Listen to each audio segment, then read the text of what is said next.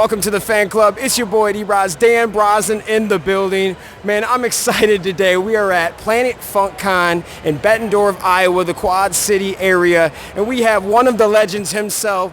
Man, this guy has worked on so many cartoons from we were kids. We have Larry Houston in the building. Thank you, sir, for making my childhood great, man. How you feeling, man? I'm feeling really well. Got a lot of fans came out here today. I'm talking to a lot of people who kept me employed. That's what I tell them, you know. And I try and give them a lot of backstory about what happened in the show and how we got it on the air, and how I'm so blessed to have been in the right place at the right time to do a show that everybody liked. Awesome, awesome. So I'm just going to start out by asking you, how did this all start, man? You have worked on so many great iconic shows through the 90s and so on. How did everything start for you to get into this industry? For me, what happened was I've always been an artist ever since I was in high school. But, you know, when I got out of high school, my mom said, drawing's great, but you got to get a real job. And so actually my first job in it was actually I fixed computers for a living for like 7 years. Okay. But at the end of the 7th year, I was getting so bored, I'd say, because I wanted to be an artist. And so I changed careers and I started working at Filmation on their shows. Okay. And the following was on I think it was like Tarzan and Lone Ranger, stuff like that. I remember the Lone Ranger. Wow. And then I left there and got hired by Stan Lee over at Marvel Productions in 1980s. And so I stayed there for almost 10 years working on Spider-Man's Amazing Friends, G.I. Joe, that kind of stuff. And that's where I got promoted from being a storyboard artist to being a director. And so I've been directing ever since. And one of the things I did direct was with my friends Will Mineo and Rick Holberg, we did Pride of the X-Men. We wanted to sell the X-Men way back in the 80s, and we did our best. We put it out there, and crickets. Nobody wanted to. They didn't understand it. They didn't want it. And there was only 3 networks back then: CBS, NBC, ABC. Fast forward about 6 years later, one of my bosses, Margaret Lesh, became the head CEO of Fox Kids.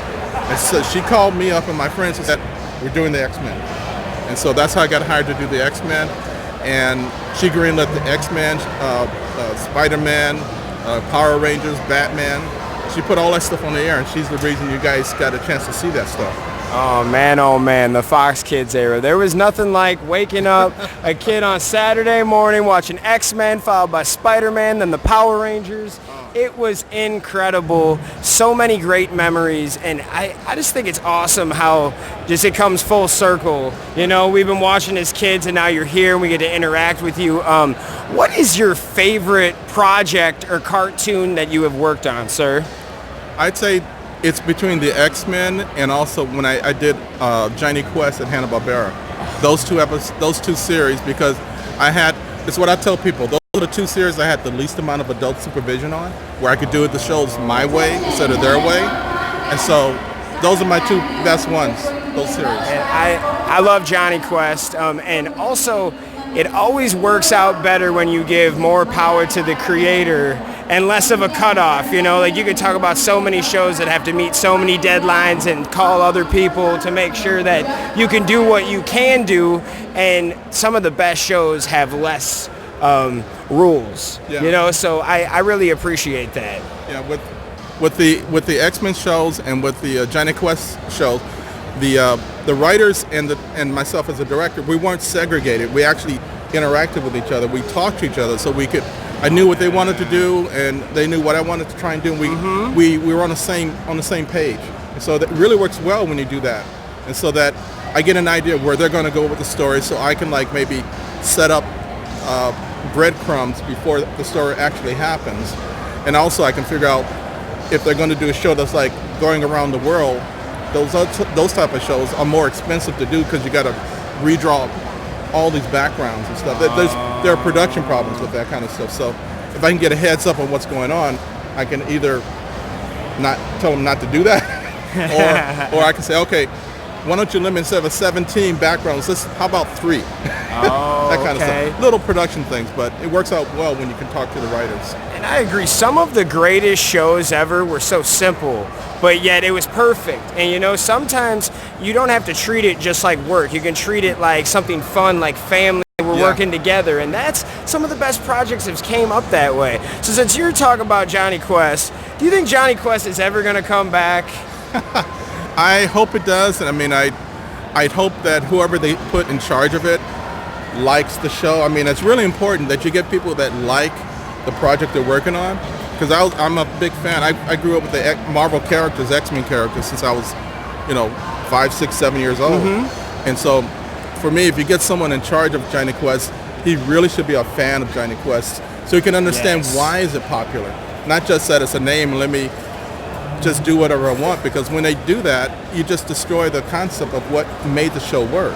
Yes, I agree, and that's happened so many times where you see somebody that doesn't really understand the show or what the fans like, and then they just rewrite it to what they like, and all the fans are like, no, don't do that.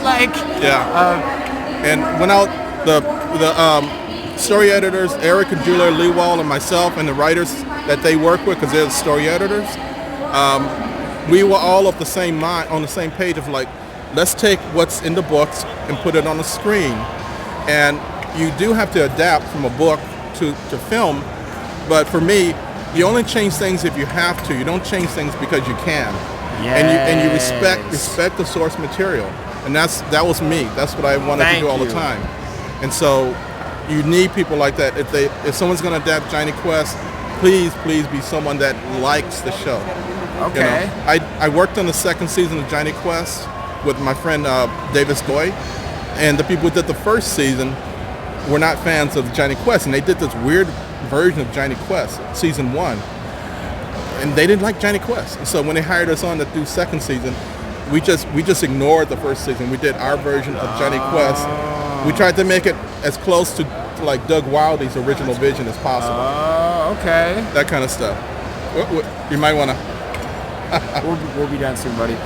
So so that's me. It's I'd love to do Jonny Quest as a live action film, but they're not going to call me, but I just hope they do the right thing. Hey, you hear it first, folks.